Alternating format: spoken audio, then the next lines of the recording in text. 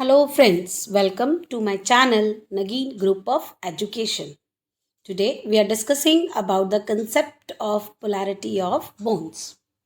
So students, in my previous lecture I have explained you about the topic resonance and the resonating structure. And in this lecture we will discussing about the polarity of bonds. तो firstly हमें यही पता होना चाहिए बच्चे, what do you mean by polarity and what do you mean by bones. Now bond word हमने सीखा. Bond means the force of attraction between two atom in A molecule, है ना. आपको कोई मॉलिक्यूल दिया हुआ है और वो मॉलिक्यूल दो एटम से मिलकर बना हुआ है और उन दोनों के बीच का जो फोर्स ऑफ अट्रैक्शन है वो बॉन्ड कहलाता है. And here the one more word that is used is the polarity. Now what is polarity? Polarity is the word that means to develop poles. Now here the poles means charges. Here the poles means charges. As in magnet you can say north and south pole, but in terms of electricity or in some terms of chemicals you will say positive and negative charges. और ये positive and negative charges कहाँ develop करने हैं आपने? To the extreme ends of bond. जब दो atom आपस में कंबाइन करते हैं तो उनके बीच में एक फोर्स ऑफ अट्रैक्शन होगा and that is called the bond. तो उन दो एटम्स के बीच में क्या, उन एटम्स के ऊपर ही क्या डेवलप करेंगे? क्या? चार्जेस. That means polarity. तो अब हमने ये देखना है बच्चों कि बॉन्ड्स में पोलैरिटी कैसे क्रिएट होती है, मीन्स चार्जेस कैसे डेवलप होते हैं. तो हमने दो तरह के कंपाउंड्स पढ़े हुए हैं. One is ionic and one is covalent. ठीक है. आयनिक कंपाउंड्स को तो हम ये जानते हैं कि these are formed by the transfer of electron from one atom to another atom. बात तो ठीक है भाई. आयनिक कंपाउंड में इलेक्ट्रॉन ट्रांसफर करता है एक एटम से दूसरे एटम में, इसलिए जो एटम लॉस करेगा उसके ऊपर आ जाता है पॉजिटिव चार्ज. जो गेन होता है, जो गेन करता है इलेक्ट्रॉन्स को, उसके ऊपर क्या जाता है? इलेक्ट्रॉन की डेंसिटी बढ़ जाती है और उसके ऊपर चार्ज आ जाता है नेगेटिव. पोल्स डेवलप कर गए क्योंकि हमारा मेन मोटिव तो बॉन्ड्स पर पोलैरिटी क्रिएट करने का था. तो आयनिक कंपाउंड तो ये बोलते ही खुद ही कहते हैं कि हम तो खुद पोलैरिटी क्रिएट कर लेते हैं. क्यों? क्योंकि हम बनते ही लॉस और गेन ऑफ इलेक्ट्रॉन से हैं. तो आयनिक कंपाउंड में तो पोलैरिटी ऑलरेडी है. But what about the covalent? जो ये कहते हैं हम तो किससे बनते हैं? शेयर करने से बनते हैं. अब शेयर करने से बनते हैं तो शेयर में हमें क्या क्रिएट करानी है? पोलैरिटी. अब कोवलेंट कंपाउंड करते हैं हम एक नहीं, हम दो जैसे हैं. हमारे जो टाइप्स होते हैं कोवलेंट कंपाउंड के, दो होते हैं. फॉर एग्जाम्पल एक कोवलेंट कंपाउंड अगर मैं दो molecule that is H2, N2, O2, F2, है ना. One is example is you take in H2, O2, F2. These are the covalent molecules. And I'll give you one more example. That is for example HCl, water. This is also the covalent molecules. ये भी covalent है, ये भी covalent है. तो then what is the difference between these two? Now अगर आप देखें तो इन मॉलिक्यूल्स में जो दोनों एटम हैं वो सेम है. अब मैं बॉन्ड कहती हूँ कि दो एटम के बीच में जो फोर्स ऑफ अट्रैक्शन दिखाते हो वही है. Then what is the difference between these two? अब हमें पता है कि जो ये H और H है इसके बीच में क्या है? ये फोर्स ऑफ अट्रैक्शन. अब ये हाइड्रोजन और इन दोनों हाइड्रोजन के आउटरमोस्ट शेल में कितने इलेक्ट्रॉन्स हैं? 1 1. अभी दोनों कहते हैं हाइड्रोजन हम तो शेयर करने से बनते हैं, मीन्स ये भी इन इलेक्ट्रॉन्स को शेयर करेगा और ये वाला हाइड्रोजन भी इन इलेक्ट्रॉन्स को शेयर करेगा. इसलिए क्योंकि दोनों की जो इलेक्ट्रॉन नेगेटिविटी है वो दोनों की सेम होने की वजह से जो इलेक्ट्रॉन्स होते हैं वो इनके सेंटर में ही रह जाते हैं. लेकिन अगर मैं बात करूं the force of attraction between the hydrogen and chlorine, क्योंकि क्लोरीन कहता है मैं मोर इलेक्ट्रोनेगेटिव हूँ, हाइड्रोजन लेस इलेक्ट्रोनेगेटिव है, तो क्लोरीन के इलेक्ट्रॉन कहाँ मूव कर जाते हैं? जो बॉन्ड इलेक्ट्रॉन है वो मूव कर जाते हैं towards the chlorine.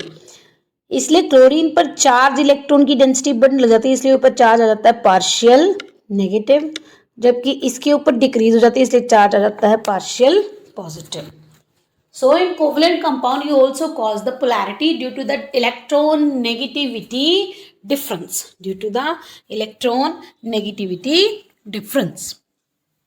So in covalent compound we can also represent the polarity of. So the polarity of bond, the existence of a 100% ionic or the covalent bond represent an ideal situation.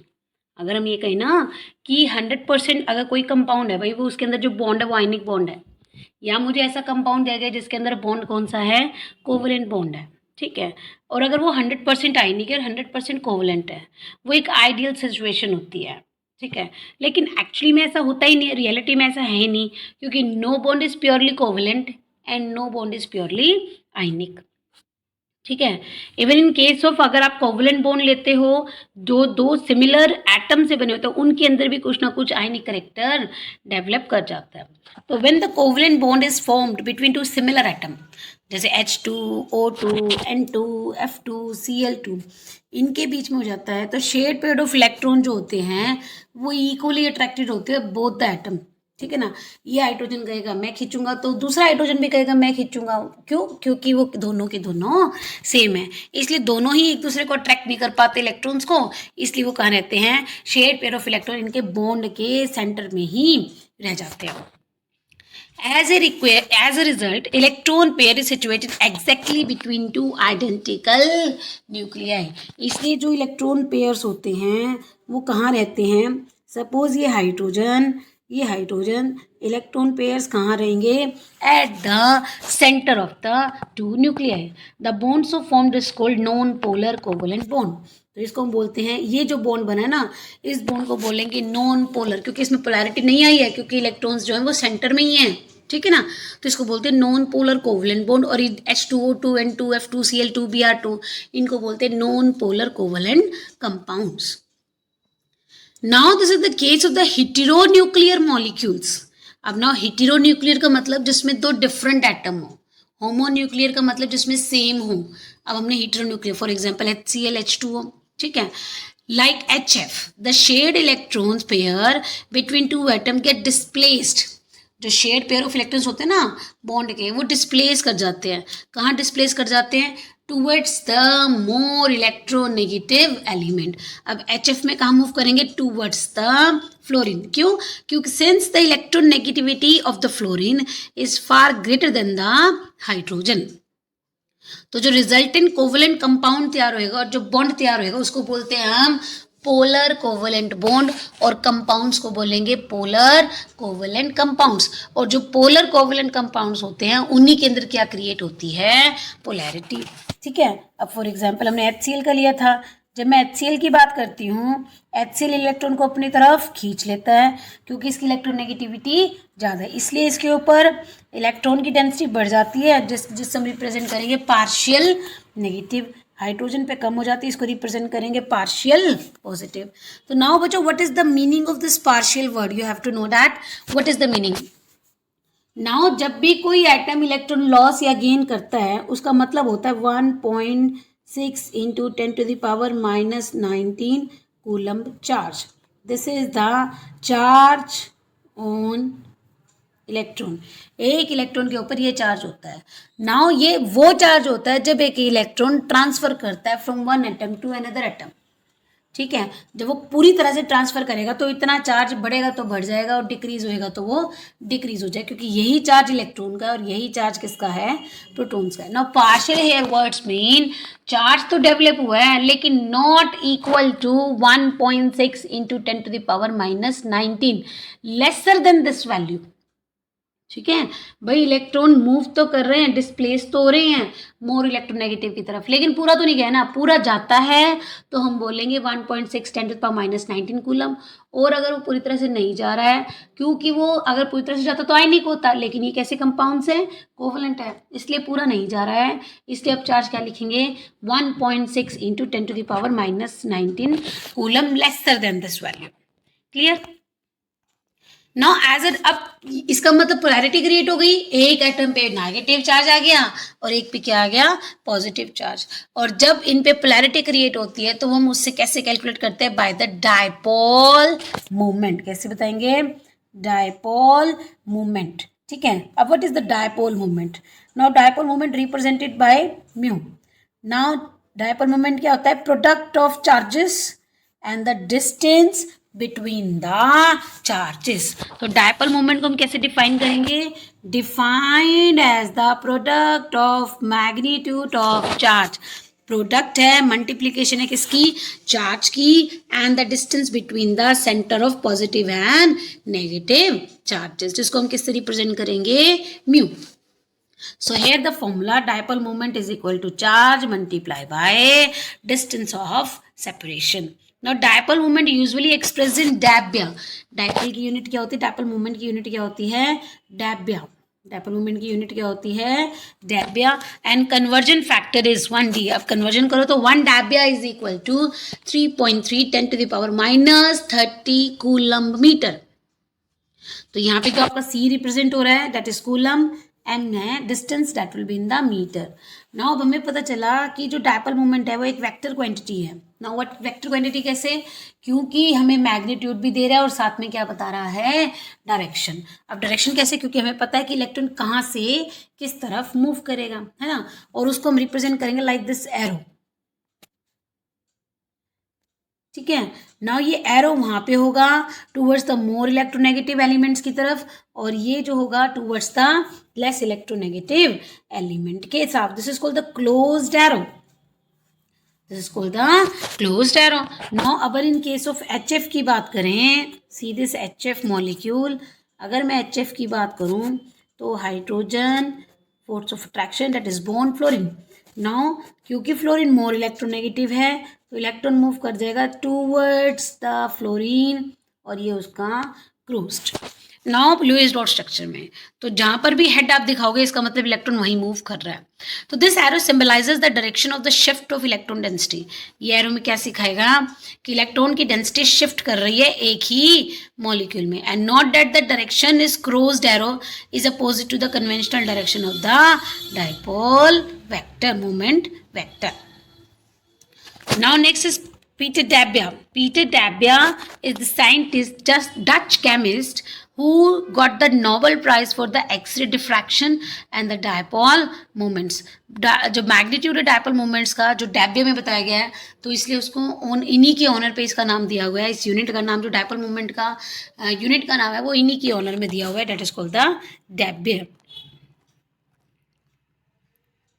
Now next, in case of polyatomic molecule. Now polyatomic molecules में क्या होता है? In case of polyatomic molecules, dipole moment not only depend upon the individual. भाई suppose we have H2O, ठीक है, we have H2O, CO2, BF3, CCl4, CHCl3. We have these compounds. ये पॉलीटोमिक है, 3 इसमें भी 3, इसमें 4, ठीक है, इसमें 5, इसमें 3 4 5। तो ये किस पे डिपेंड करेगा? एक तो इनके स्ट्रक्चर पे। पॉलीटोमिक मॉलिक्यूल्स पे डायपोल मोमेंट निकालना है ना, तो 2 बातों पे डिपेंड करता है। एक, डायपोल मोमेंट मूव किस डायरेक्शन में करेगा, दूसरा जो आप डायपोल मोमेंट निकालना चाहोगे इसकी शेप कैसी है। अगर इनकी शेप परफेक्ट सिमेट्रिकल होगी तो डायपोल मोमेंट क्या हो जाएगा? 0। तो let's start with the polyatomic molecules. The dipole moment don't only depend upon the individual dipole bond moments. जो डायपोल मोमेंट होते हैं ना, इंडिविजुअल डायपोल मोमेंट्स पे तो डिपेंड करते ही करते हैं, ठीक है ना, कि हर एक मॉलिक्यूल का जब आप स्ट्रक्चर्स ड्रॉ करते हो तो उसमें कितने बॉन्ड्स बन रहे हैं, हर एक के बॉन्ड मोमेंट्स पर भी, और प्लस उसका special arrangement of atom around the central atom. सभी एटम किस शेप में अरेंज है? सेंट्रल एटम के चारों तरफ। In such cases the dipole moment of a molecule is the vector sum. तो इन केसेस में हम सभी बॉन्ड डायपोल मोमेंट्स का ऐड कर लेते हैं, और जो रिजल्टेंट आता है वही डायपोल मोमेंट कैसा होता है? मॉलिक्यूल का। तो let's start with the water molecule. अगर मैं वाटर मॉलिक्यूल ड्रॉ करती हूँ, वी हैव ऑक्सीजन,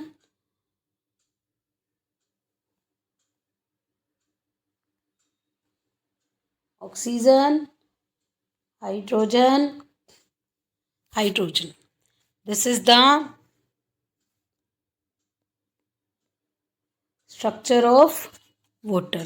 ठीक है, now we have to draw the dipole moment. Now we know that oxygen have two lone pair. An electron moves from less electronegative to more electronegative. And that orbital, जो lone pair of electrons with also form the dipole moment and it moves towards the direction of the lone pair. So अगर हम ध्यान से अगर इस diagram को देखते हैं तो dipole moment all two bond, दो बॉन्ड की वजह से डायपोल मोमेंट आ रहा है, वो मीन्स इस बॉन्ड की वजह से डायपोल मोमेंट आ रहा है, वो इस बॉन्ड की वजह से डायपोल मोमेंट आ रहा है, वो एंड ऑक्सीजन की वजह से जो आ रहा है, all these three lie in the same plane. Clear. तो यहाँ से देखा हाइड्रोजन टू ऑक्सीजन, हाइड्रोजन से ऑक्सीजन, और जो आपका ऑक्सीजन का डायपोल मूवमेंट है जो और शेड अनशेड पेयर इलेक्ट्रॉन की वजह से है वो भी सेम डायरेक्शन में मूव कर रहा है. सो डायपोल मूवमेंट सेम डायरेक्शन की वजह से जाता है जिसकी वजह से आप वाटर के केस में नेट डायपोल मूवमेंट आ जाता है और वो it comes out to be 1.85. इसका मतलब वाटर के अंदर भी क्या आ जाती है, पोलैरिटी क्रिएट हो जाती है. तो ड्यू टू दिस रीजन हम सोल्ट को डिसॉल्व कर सकते हैं वाटर में, क्योंकि सोल्ट कैसा एक आयनिक कंपाउंड है, और आयनिक कंपाउंड तो कभी कोवलेंट सॉल्वेंट्स में नहीं डिसॉल्व होते, कोवलेंट मॉलिक्यूल्स में डिसॉल्व ही नहीं होते. लेकिन यहाँ पे आयनिक कंपाउंड डिसॉल्व हो रहा है. क्यों हो रहा है? क्योंकि वाटर के अंदर क्या आ गई है, पोलैरिटी क्रिएट हो जाती है. Due to this water act as a polar covalent bond. Now I have the next one, dipole moment in case of BeF3. Now let's start with BeF3. तो here in the center Be, दो fluorine, तो इसको क्या करेंगे, surround, और shape कैसी देंगे, linear. Now if you draw the dipole moment from beryllium to fluorine, because fluorine is more electronegative than beryllium to fluorine, क्योंकि दोनों बॉन्ड डायपोल मोमेंट्स हैं, दोनों अपोजिट डायरेक्शन में जा रहे हैं, जिसकी वजह से एक दूसरे के इफेक्ट को ये कैंसिल कर देते हैं और डायपोल मोमेंट क्या आ जाता है, ज़ीरो. तो BeF2 में डायपोल मोमेंट क्या है, zero. Now in the same occur in the BeF3, boron, fluorine,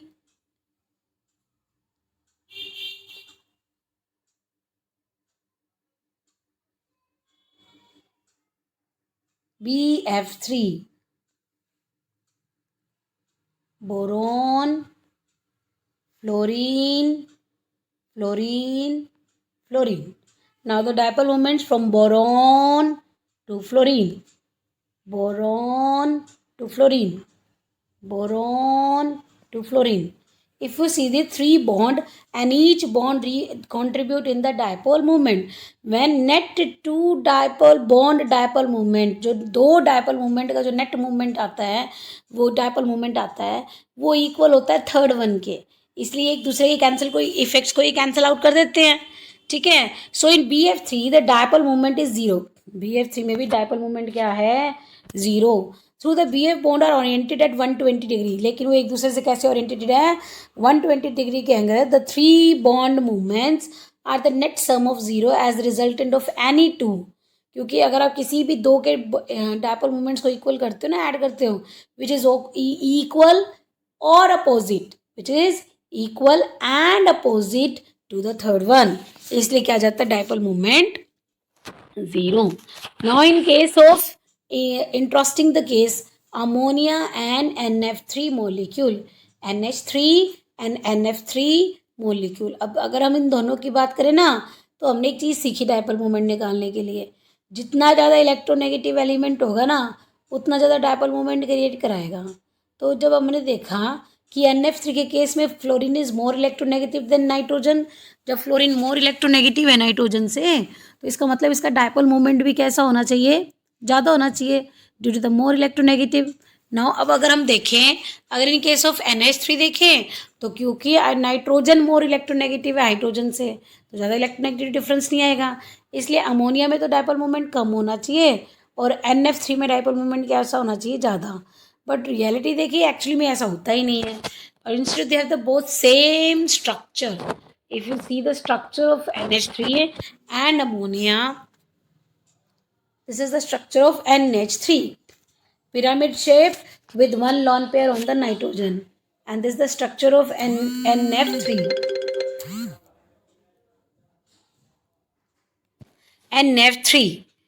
This is the structure of NF3, one lone pair in the nitrogen atom.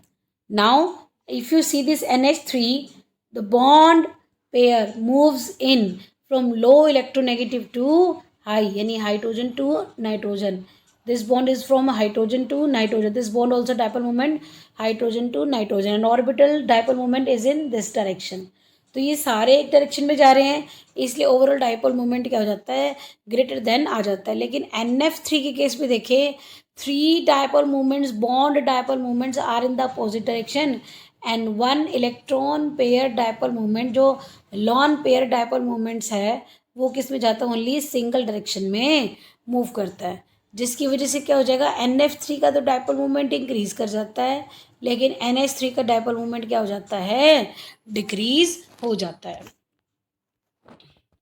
तो just as all the covalent bond have some partial ionic characters, तो हमने ये देखा कि जो covalent bond होते हैं उनके अंदर आयनिक करेक्टर्स आते ही आते हैं. Both ionic bonds have partial दो कोवलेंट करेक्टर. ठीक है, तो यहाँ से भी पता चला आयनिक कंपाउंड्स में कोवलेंट, क्या आयनिक कंपाउंड्स में कोवलेंट करेक्टर आते हैं.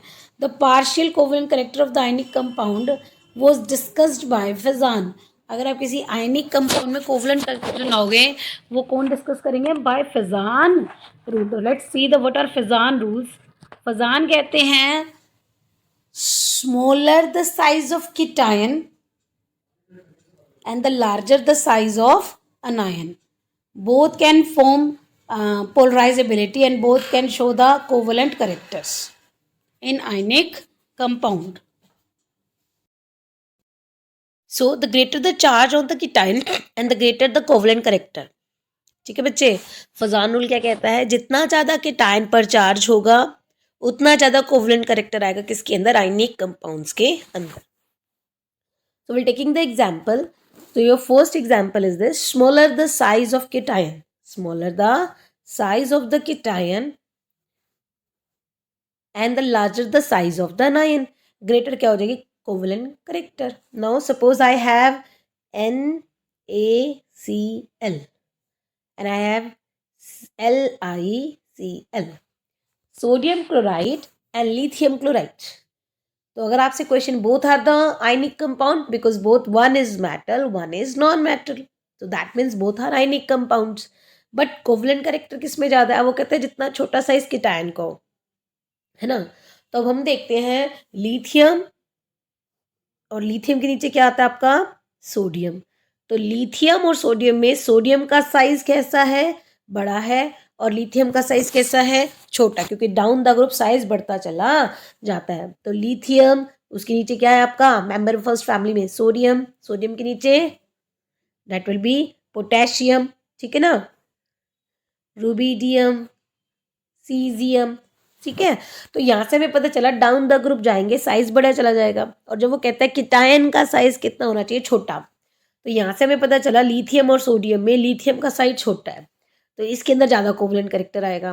सोडियम और पोटेशियम में सोडियम का साइड छोटा है, तो इसका मतलब सोडियम में जो क्या आ जाएगा, ज़्यादा कोवलेंट करेक्टर आ जाएगा.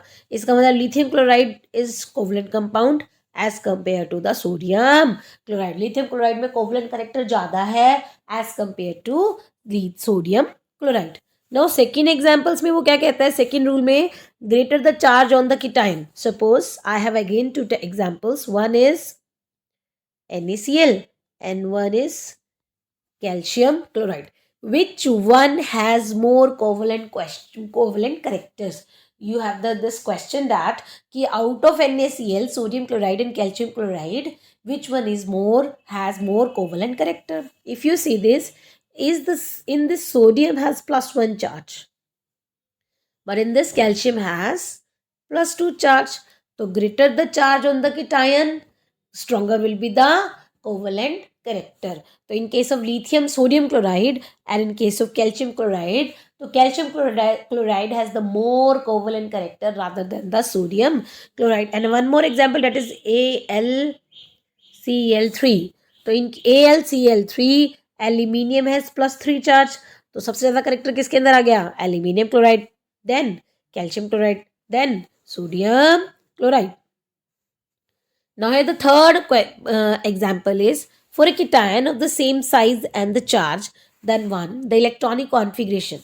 Suppose वो कह रहा है कि अगर कोई सेम साइज का चार्ज भी फॉर द कीटाइंस, है ना, कीटाइन सेम साइज का है और same charge, for example copper 2 positive, calcium 2 positive, iron 2 positive, magnesium 2 positive, almost these four elements have the same charges. तो अब हम किसको कहेंगे किसका कोवलेंट करेक्टर ज्यादा है?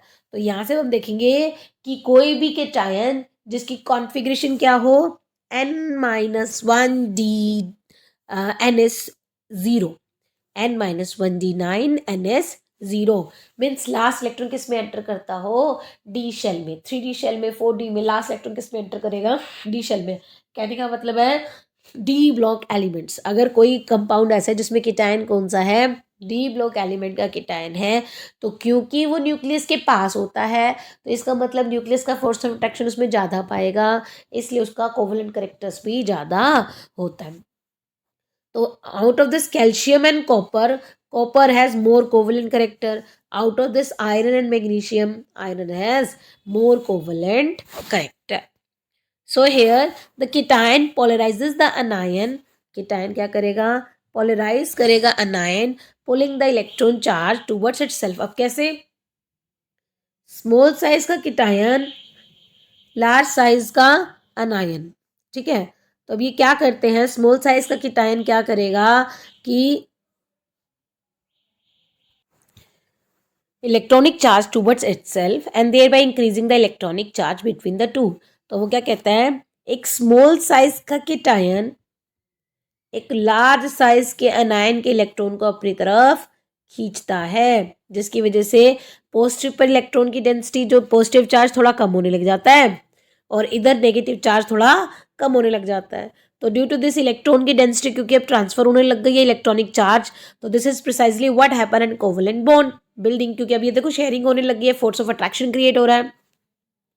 So the building of the electron charge density between the nuclei, the polarizing power of the cation and the polarizability of the anion and the extent of distortion, कि भाई जो cation polarize कर रहा है, anion polarize हो रहा है और कितनी डिस्टॉर्शन उसके दोनों के बीच में हो रही है, ये सब मिलके क्या बताएंगे, आपके कोवलेंट करेक्टर्स को बताएंगे, किसके अंदर, आयनिक बॉन्ड के अंदर।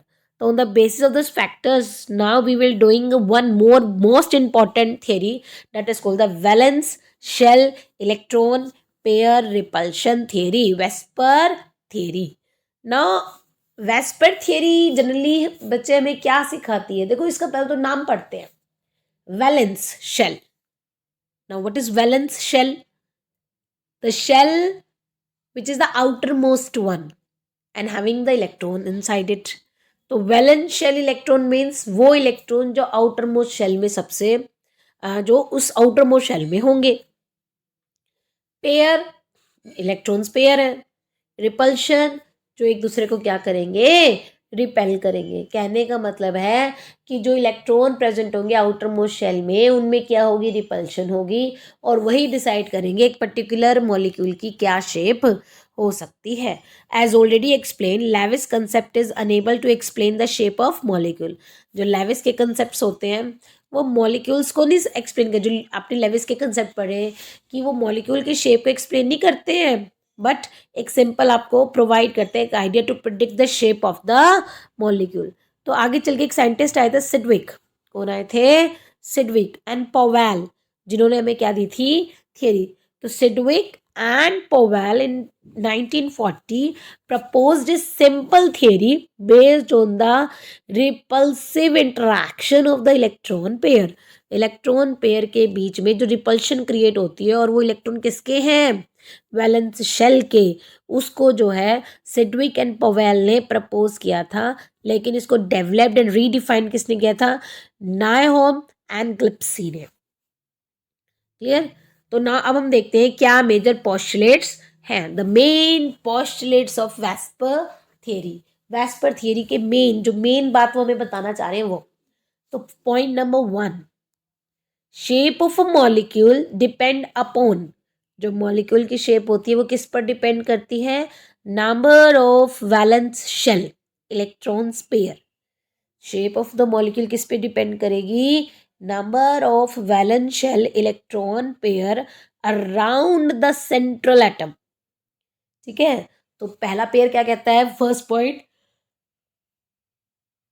किसी भी मॉलिक्यूल की शेप किस पर डिपेंड करती है, जो आउटर मोस्ट शेल के वैलेंस शेल में जो इलेक्ट्रॉन पेयर्स होते हैं, अब चाहे वो बॉन्ड में पार्टिसिपेट करते हो चाहे बॉन्ड में पार्टिसिपेट ना करें, वही एक मॉलिक्यूल की शेप को डिसाइड करता है। नो, सेकेंड पॉइंट क्या कहते हैं, pair of electron in the valence shell, जो वैलेंस शेल में इलेक्ट्रॉन है वो रिपेल करते हैं one another since their electron clouds are negatively charged, क्योंकि उनके इलेक्ट्रॉन क्लाउड्स कैसे होते हैं, नेगेटिवली चार्ज्ड होते हैं। Now next third point, naturally बात है, इलेक्ट्रॉन है आउटर मोस्ट शेल में है, तो क्योंकि सेम चार्ज है, नेगेटिव चार्ज है, तो उनके बीच में क्या क्रिएट होगी, रिपल्शन। ना थर्ड पॉइंट क्या कहता है, these pair of electron tend to occupy such position, अब ये पेयर जो है ना रिपल्शन कर जा रहे हैं, तो रिपल्शन करते करते करते करते ये मैक्सिमम डिस्टेंस पे पहुंच जाते हैं, और मैक्सिमम डिस्टेंस सेंट्रल एटम से मैक्सिमम डिस्टेंस पे पहुंच जाते हैं, और मैक्सिमम डिस्टेंस पे पहुंचते पहुंचते ये एक ऐसी जगह ऑक्यूपाई कर लेते हैं, एक ऐसी पोजीशन ऑक्यूपाई कर लेते हैं जिसमें मैक्सिमम स्टेबिलिटी होती है और मिनिमम रिपल्शन होती है। तो यहाँ पे है, these pair of electron tend to occupy such position in such that minimize repulsion and maximize distance between them। भाई रिपल्शन करते करते ये ऐसी डिस्टेंस पे पहुंच जाते हैं जहाँ पे रिपल्शन तो सबसे कम होती है और स्टेबिलिटी सबसे ज़्यादा होती है, और वही क्या करेगी, शेप को बताएगी, किसकी, मॉलिक्यूल को। Now next point, valence shell is taken as a sphere, वो कह रहा है वैलेंस शेल को एक स्फीयर बना लो like this, with the electron pair localizing on the spherical surface, और इस सरफेस पे क्या है, इलेक्ट्रॉन है, ठीक है, at a maximum distance from one and another, और बीच में क्या है, ये न्यूक्लियस, तो इस न्यूक्लियस से वो इतनी ज़्यादा डिस्टेंस पे है कि इनके बीच में एक शेप बन जाएगी, और वही शेप कहलाएगी किसकी, एटम की। Now a multiple bond is treated as at if it is a single electron pair, अगर एक इलेक्ट्रॉन पेयर है तो उसे मल्टीपल बॉन्ड बताएंगे, and 2 or 3 electron pairs of a multiple bond are treated as the single super pair. Now the next one, where 2 or more resonance structures can represent a molecule, जब एक molecule को दो या दो से ज़्यादा resonating structures express करते हैं ना, तो फिर आप उसमें से कौन सा जो स्टेबल वन लेंगे, जिसमें लॉन पेयर रिपल्शन ज़्यादा होगी, उसमें ऑर्डर ऑफ स्टेबिलिटी उतनी कम होगी, तो lone pair repulsion greater than the lawn pair bond pair, and which is greater than the bond pair. तो ऐसा स्ट्रक्चर डिसाइड करना है जिसमें रिपल्शन मिनिमम हो, क्योंकि जितनी रिपल्शन कम होगी उतनी क्या आ जाएगी, stability. Now, the Nylon and the Gillespie refined the Vesper model by explaining the important difference between the lone pair and the bond pair of electrons. तो उन्होंने डिफरेंस बताया लॉन पेयर और बॉन्ड पेयर में। वो कहता है lone pairs are localized on the central atom. क्या कहता है, लॉन पेयर्स वो इलेक्ट्रॉन्स होते हैं जो सेंट्रल एटम पे होते हैं, and each bonded pair is shared between two atom. और ईच बॉन्डेड पेयर होता है ना, वो दो एटम के बीच में कैसा होता है, शेयर करता है, and each bond pair is shared between two atom. अब इससे क्या रिजल्ट आएगा, lone pair electrons in A molecule occupy more space.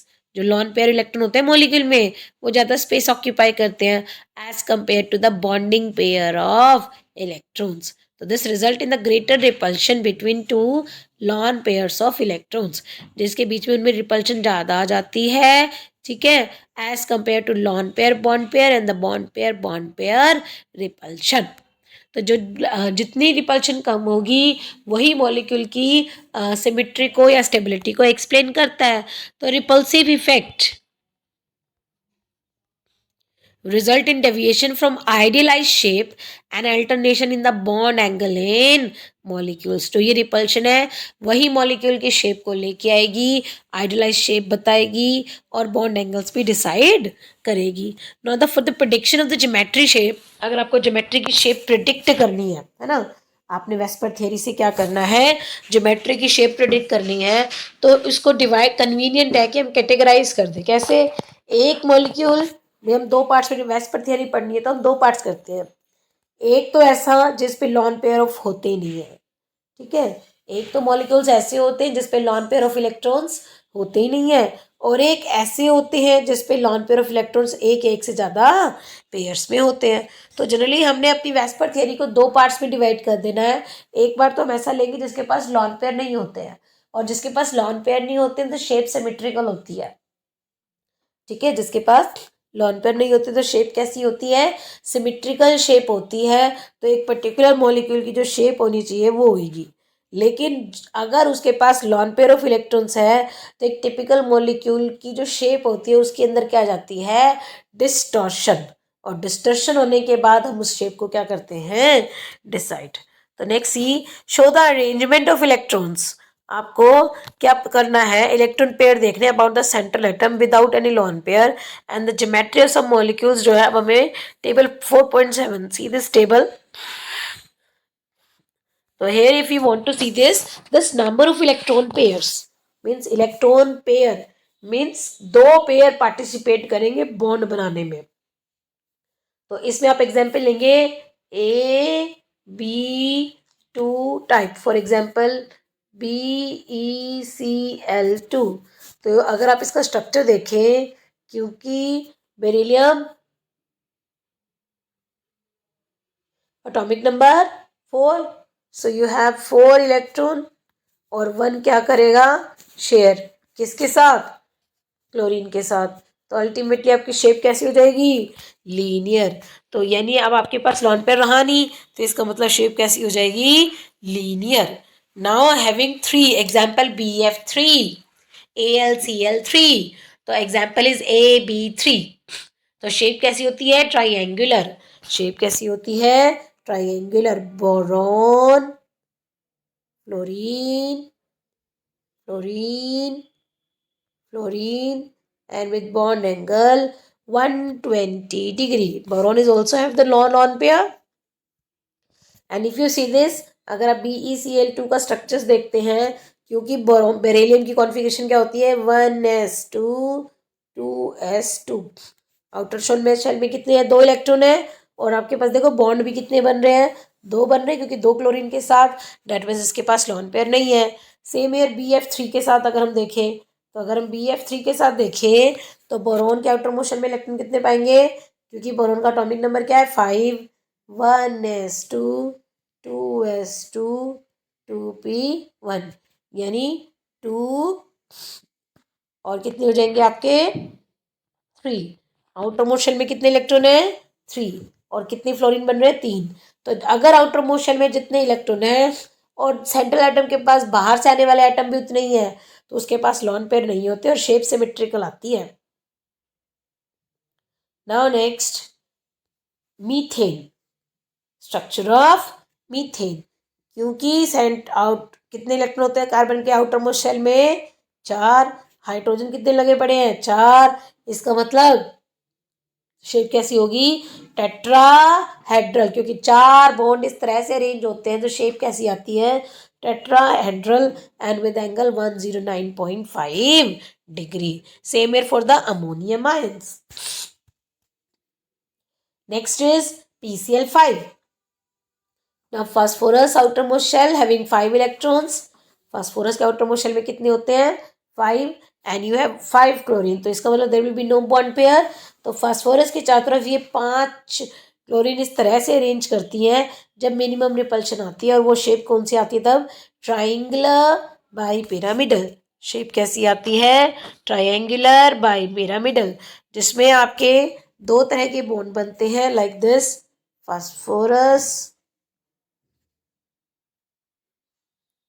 Chlorine, chlorine, chlorine. तो दिस इज द शेप। ये बन गई आपका ट्रायंगल और ये बन गया बाई पिरामिडल। तो अगर आप देखिए ये वाला एंगल तो बनेगा 90 डिग्री का, और आपका जो ये एंगल है that will be comes out to be 120 degree.